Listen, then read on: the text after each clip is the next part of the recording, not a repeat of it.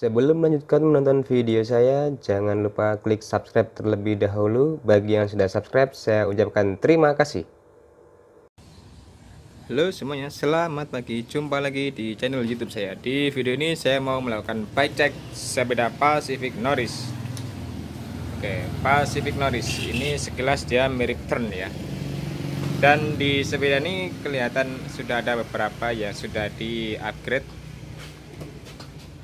Kita coba cek satu persatu ya, apa aja yang sudah diubah. Oke, for your information, ini adalah sepeda Pacific Norris RS ya. Pacific Norrisnya di mana? Ah, ini. Norris RS. Kalau Norris RS sendiri ini dia punya saudara dekat yaitu Norris RX. Kalau RX dia sudah menggunakan rims ukuran 22. Kalau yang RS masih menggunakan rims 20 inci. Langsung kita lihat apa saja perubahannya. Yang pertama dan sangat kelihatan itu adalah di saddle-nya ini. Nah, saddle-nya sudah menggunakan NTT. Oke, NTT. Saddle ini second ya. Ini saddle NTT lepasan dari Stratos S3. Untuk desainnya keren banget saddle ini. Lebih tipis daripada saddle aslinya yang kesannya itu agak naik ya. Cuman kalau saya lihat sebenarnya Pacific Norris ini, apalagi yang tipe RS ini, sangat dimiripkan dengan sepedanya Sultan yaitu Tern. Saddle bawaannya dia tinggi ya, agak tebal dan kurang nyaman. Meskipun tebal ternyata tapi dia kurang nyaman. Lanjut upgrade berikutnya, kita cek ini ada bottle cage dari Topic. Nah, kebetulan untuk Pacific Norris ini sudah ada tempat bautnya, jadi tinggal pasang saja. Ini Topic, dipilih Topic ini karena Topic kualitasnya bagus ya. Sejauh ini saya sudah 2 kali beli Topic ini. Yang dulu saya pakai di Polygon Urbano 3 saya, kemudian saya jual, dan sekarang saya beli lagi Topic juga untuk sepeda Pacific Norris saya. Untuk handlebar dan lain sebagainya masih ori semua, headset masih ori. Nah, berikutnya yang kelihatan sangat beda lagi itu adalah ini, bannya teman-teman. Wah, bannya ini menggunakan ban Swalby One. Wow, Pacific Norris memakai ban Swalby One. Kalau dari samping seperti ini ya, tipis. Dari depan, wah, jauh lebih tipis lagi ya. Ini ukurannya seperti punyanya road bike itu ya. Jadi memang ban ini mirip seperti Swalby One yang dipakai di sepeda road bike dengan ukuran rims yang lebih besar. Tapi sekarang dia hadir loh di Pacific Norris ya, untuk rims 20. Ini nyarinya juga adanya di toko online. Di Rodali sendiri tidak ada. Kalau kita lihat ukurannya, mungkin bisa kelihatan di sana. Ukurannya, nah ini 28406. Kemudian 20 kali 110. Kemudian untuk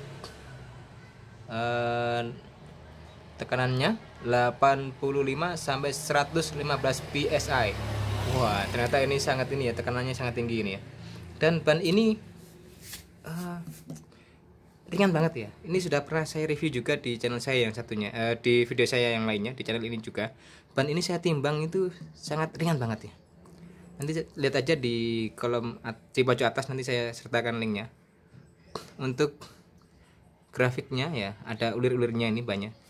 Jadi dia nggak halus kayak kocak. Kalau kocak kan dia halus, terus di sini ada seperti ada motif kotak-kotaknya. Kalau di sini motifnya seperti ini teman-teman. Di motifnya keren banget ini ya. Nah, ini motifnya ya seperti ini. Kalau dari depan, wah, saya lebih suka ini daripada kocak ya. Dan kalau kocak dia ukurannya lebih besar ya.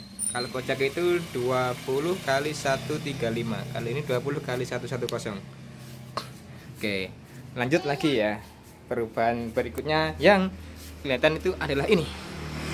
Wah, ini mungkin sekilas mirip seperti bawaan dari Norris ya, karena bawaannya juga sama 8 speed dengan warna yang seperti ini. Tetapi sebenarnya, nah ini yang bikin beda. Oke, jadi dengar suaranya ya. Dia sudah menggunakan hub rehab Raze. Oke, ini saya dibantu anak saya. Coba diputar dek, diputar ke belakang, gitu. Iya, bisa didengar suaranya. Oke, putar yang kenceng dek. lagi. Nah, oke, stop, berhenti. Suara tawon ini sudah bukan lagi suaranya jangkrik, sudah suaranya tawon. Nah, for your information, Pacific Norris yang spek bawaan dari pabriknya itu dia menggunakan 32 hole hub rehab-nya, tetapi sudah 8 speed tetapi dia masih ulir. Nah, ini saya ganti menggunakan Race Pro, sudah tipe sloop atau kaset, otomatis ininya juga harus ganti ya. Nah, untuk sprocketnya sendiri otomatis saya harus ganti yang tipe kaset juga. Ini saya menggunakan mereknya Oxo. Ini sayangnya nggak kelihatan ya, Oxo-nya di dalam sana. Nah, itu aja yang perubahan yang dilakukan. Saddle, kemudian tempat botol minum, kemudian ban dan hub rehabnya. Perubahan yang kecil tetapi ternyata membawa efek yang besar sekali di goesnya ya. Jadi teman-teman kalau misalkan mau mengupgrade sepeda, poin pertimbangan yang paling utama itu adalah wheelset ya, kemudian drivetrain, setelah itu baru pernak-pernik lainnya. Jadi jangan langsung mengganti cranknya dengan yang Holotech 2, karena harga crank Holotech 2 itu sendiri harganya mahal. Kemudian kalaupun itu sudah diganti Holotech 2, efeknya itu tidak langsung terasa banget ketika digoes ya. Saya pernah mengganti dulu pada sepeda Polygon Urbana 3 saya ganti dengan crank Holotech 2 dari Raze ya.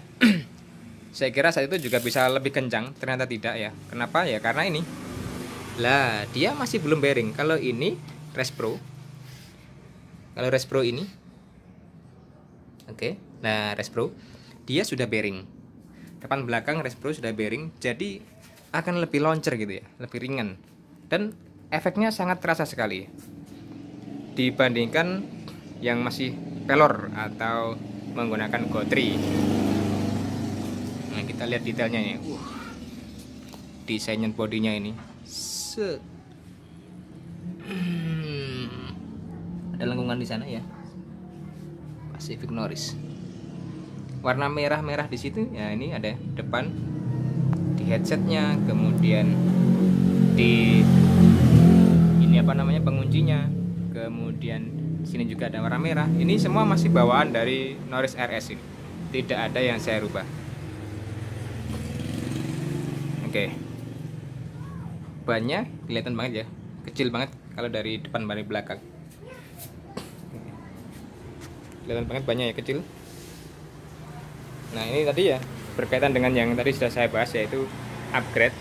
Jadi jangan keburu mengganti Holotech 2, tapi sebaiknya pertimbangan untuk mengganti di bagian wheelsetnya terlebih dahulu, terutama di bagian hub dan juga free hubnya. Kalau itu sudah diganti, wah, rasakan perbedaannya, pasti beda banget. Nah, kemudian untuk sprocketnya sendiri, kalau mau mengupgrade, apakah perlu diganti yang 10 speed, 11 speed dan lain sebagainya? Jawabannya yaitu sesuai kebutuhan ya. Kalau misalkan hanya untuk pergowesan di kota atau mungkin hanya goes dekat, yang ngapain kita ganti dengan yang ukuran besar ya, itu malah menambah biaya yang upgrade yang sia-sia jadinya nanti. Kalau hanya untuk mengejar gengsi tampilan ya oke sih, tapi kalau hanya untuk segi penggunaan yang keseharian seperti saya hanya untuk warawiri ke kantor kerja, itu saya kira ukuran seperti ini sudah cukup. Ini ukurannya 1136T dari Oxo. Ini kalau nanjak sudah cukup banget menurut saya, ringan banget. Depannya ini masih bawaan, ini sebenarnya ini dari Pro Wheel, tapi sudah di brand Pacific di sini ya, dikasih brandnya Pacific. Ukurannya 52T, saya kira 52 ketemu 11 ini sudah cukup ngebut, nggak perlu diganti lagi. Kalaupun mau lebih kece ya ini mungkin ganti Holotech 2, nunggu edge-nya cair ya. Oke. Ada hal yang menarik ya dari RS ini yang mungkin tidak difikirkan oleh produk lainnya, yaitu di bagian seat post-nya ini ya, yang masuk ke dalam sini. Nah, ternyata di ujung dari seat post ini dia dikasih karet. Jadi lubangnya ini tidak terbuka saja ya, tapi ada karetnya di dalamnya sini, di bagian ujungnya. Jadi enak gitu ya. Jadi banyak sekali hal yang positif yang dibawa oleh Pacific Norris ini. Selain detail-detail tadi yang seperti ini ya, ada warna-warna merah, kemudian sudah dilengkapi juga dengan front blocknya, tapi ini sudah saya lepas. Nah, ini juga sama, ini juga pengunjungnya warna merah. Nah, jadi kalau dari depan itu, wow, kelihatan cakep banget ini.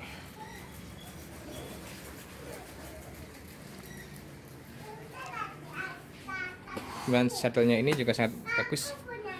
Mungkin itu saja yang bisa saya sampaikan dari review sepeda Pacific Norris RS ini. Apabila kamu suka, klik subscribe dan juga jangan lupa like, share kepada teman-teman Anda. Oke, terima kasih semuanya.